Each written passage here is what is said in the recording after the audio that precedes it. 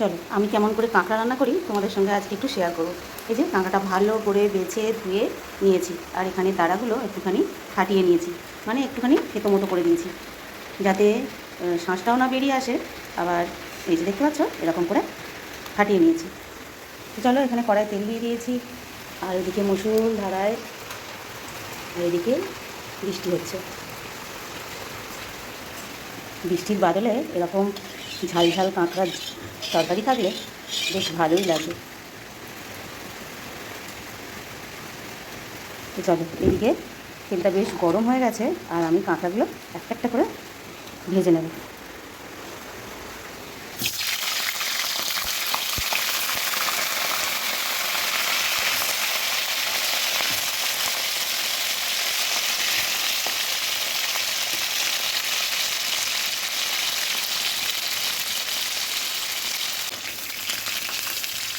এই যে সুন্দর করে কাঁকড়াগুলো লাল লাল করে ভেজে নিতে হবে।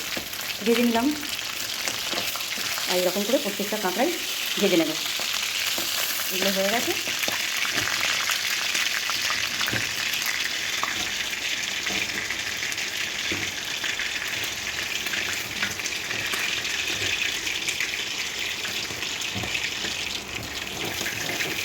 কাঁকড়াটা যত সুন্দর ভাজা হবে তত সুন্দর ভালো খেতে হবে।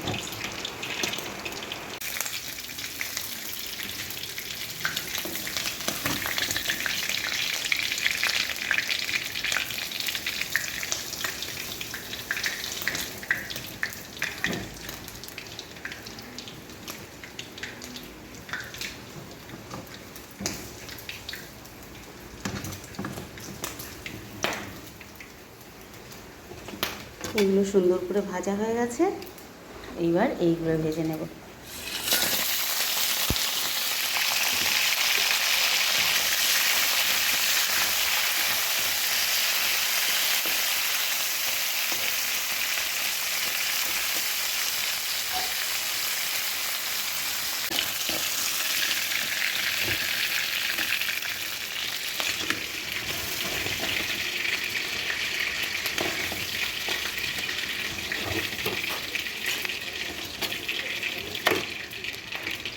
এই তেলে এবারে আলুগুলো ভেজে নেব।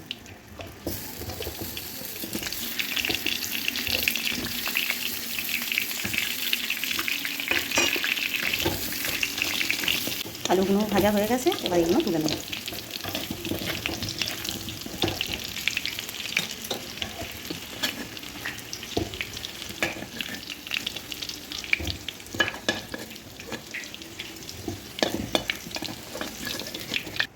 এবার এই তেলের মধ্যে দিয়ে দেবো পেঁয়াজ।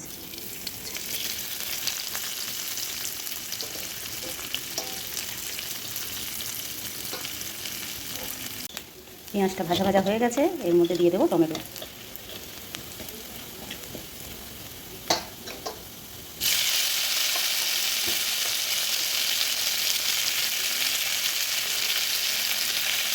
পেঁয়াজ আর টমেটোটা একদম নরম করে নেব। এর মধ্যে দিয়ে দেবো এখন আদা রসুন বাটা।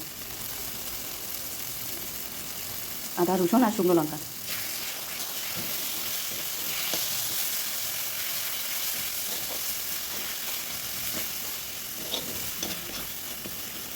এটা একটুখানি ভালো করে ভেজে নেবো যতক্ষণ না মশলার গন্ধটা যায়।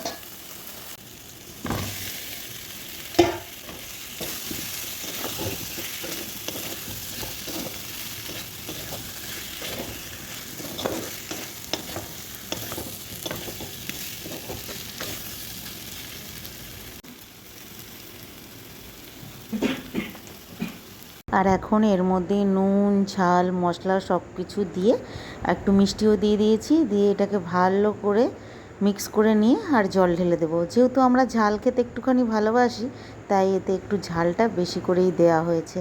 আর যেহেতু আজকে ডাল বানিয়েছি, তাই একে বেশি ঝোল করব না, একটু শুকনো শুকনোই করবো। বেশ, এদিকে কাঁকড়ার তরকারি রেডি হয়ে গেছে।